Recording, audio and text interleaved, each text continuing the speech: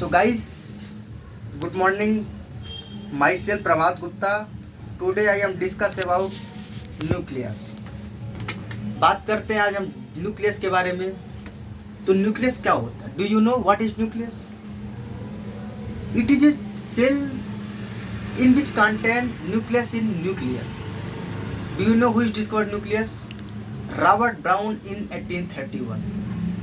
Okay guys, तो nucleus की अगर हम बात करते हैं, जो न्यूक्लियस के एक अंदर बेसिक डाइस प्रेजेंट होता था, उसको क्या बोलते हैं हम? आप जानते हैं क्या? उसको बोलते हैं हम एसिटोकार्माइन, जिसको फ्लेमिंग ने क्रोमैटिन के रूप में दिया था। अब बात करते हैं हम न्यूक्लियो की कुछ प्रॉपर्टीज भी होती हैं उसकी। न्यूक्लियर की क्या क्या प्रॉपर्टीज होती हैं? जो न्यूक्लियस होता है वो double bond membrane dense protoplasmic या फिर मतलब पार्टिकुलर मेम्ब्रेन होता है, जो कि एक डेंस रहता है। और सेकंड नंबर की अगर हम बात करते हैं, तो जो न्यूक्लियस होता है वो मेटाबॉलिक एक्टिविटीज को ग्रोथ करता है, सेल ग्रोथ में भी हेल्प करता है, और क्या होता है, जेनेटिक इंफॉर्मेशन को भी इंक्लूड करता है। अब बात करते हैं जो न्यूक्लियस होता है वो किस चीज़ में प्रेजेंट रहता है। तो न्यूक्लियस जो होता है ऑल यूकैरियोटिक में, हम तुम सब में प्रेजेंट होता है न्यूक्लियस।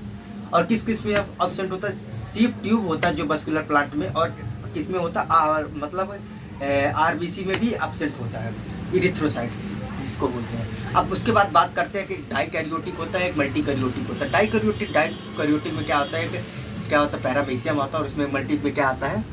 मल्टी में क्या आता है?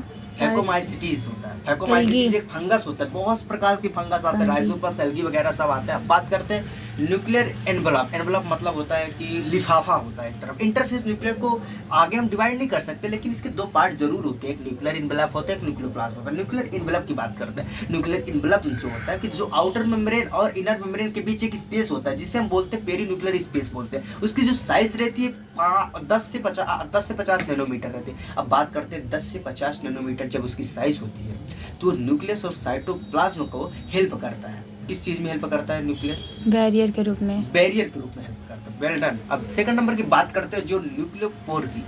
न्यूक्लियोपोर के पहले एक और बात करें, न्यूक्लियर एनवलप जो होता है, दो मेम्ब्रेन का क्या होता है? फ्यूजन होता है, तो वहाँ न्यूक्लियर स्पेस बनता है ना। अब बात करो न्यूक्लियर पोर क्या होता है। न्यूक्लियर पोर जो होता है वो एक प्रकार का ऑक्टागोनल डिस्कॉइड स्ट्रक्चर्स होता है। जो न्यूक्लियर पोर होता है, प्रोटीन होता है, न्यूक्लियोप्लाज्मिक प्रोटीन से बना होता है, और न्यूक्लियोप्लाज्मिक प्रोटीन से बना होता है। आप तो समझ गए होंगे न्यूक्लियोप्लाज्मिक प्रोटीन।